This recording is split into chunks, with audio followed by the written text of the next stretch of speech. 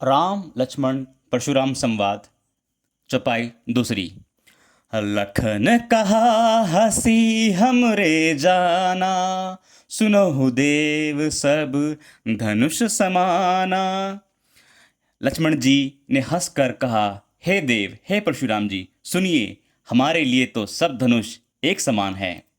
फिर लक्ष्मण जी कहते हैं, का छतिला भुजून धनु तोरे, देखा राम नयन के भोरे।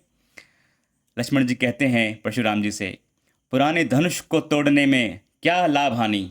श्री रामचंद्र जी ने इसे नया धनुष सोचकर उठाया था और यह टूट गया। फिर लक्ष्मण जी कहते हैं, छुअत टूट रघुपति हूँ न दोसु, मुनि बिनु काज करिए कतरोसु। इस पर लक्ष्मण जी ने परशुराम जी से कहा, यह धनुष राम जी के द्वारा छूने मात्र से टूट गया है, आप बिना कारण ही हम पे गुस्सा कर रहे हैं।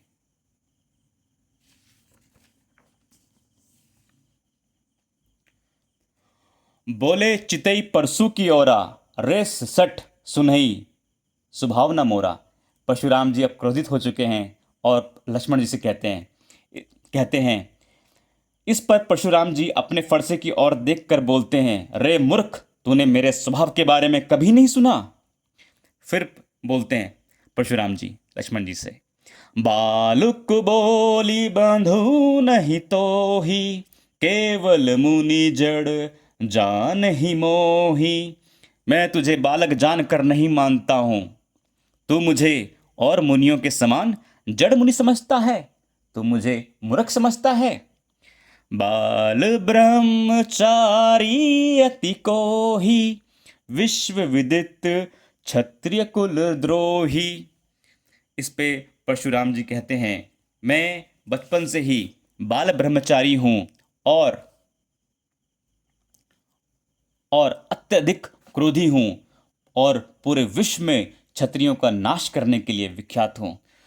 फिर कहते हैं परशुराम जी, भुजबल भूमि भूप किन्हीं, विपुल बार मही देव न दीन्ही। अपनी भुजाओं के बल से धरती को राजाओं के बिना कर दिया है, राजाओं से विहीन कर दिया है और बहुत बार ब्राह्मणों को दान कर दिया है। फिर कहते हैं, सहस्त्र बाहु भुज छेद निहारा, परसु बिलोक महिप कुमारा। परशुराम जी लक्ष्मण जी से कहते हैं, हे राजकुमार, सहस्त्र बाहुओं के भुजाओं को काटने वाले फरसे की ओर देख। अंत में परशुराम जी कहते हैं, मातु पिते ही जनी सोच बस, करसी महिष किशोर, गर्भन के अभरक दलन, परसु मोरति घोर। परशुराम जी लक्ष्मण जी को कहते हैं, तू अपने माता पिता के बारे में सोच, मेरा फरसा बड़ा भयानक है, यह गर्भों में पल रहे बच्चों तक को नहीं छोड़ता, यह उनका भी नाश कर देता है। धन्यवाद। आशा करता हूं कि आपको समझ में आया होगा।